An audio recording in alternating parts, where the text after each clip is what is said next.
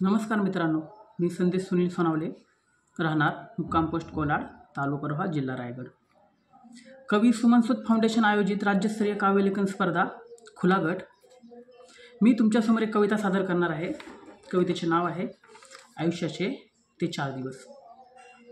वाटले नव्हते कधीही ते सगळे घडले होते. वाटले नव्हते कधीही ते सगळे घडले होते. आयुष्याचे ते 4 दिवस जगाचेच राहून गेले होते. मिळवण्यासाठी एका गोष्टीचा खूप अट्टहास केला होता.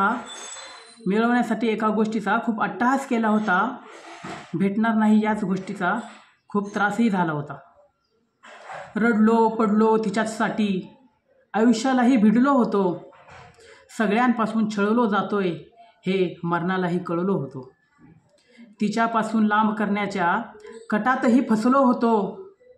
माहीत असूनही सर्व काही तिच्यासाठी झुकलो होतो. जीव खूप लावूनही प्रेमामध्ये हरलो होतो. प्रेम आहे कळल्यावरती जीवाकडूनही छळलो होतो. सर्व काही होऊनही न झाल्यासारखे वागलो होतो.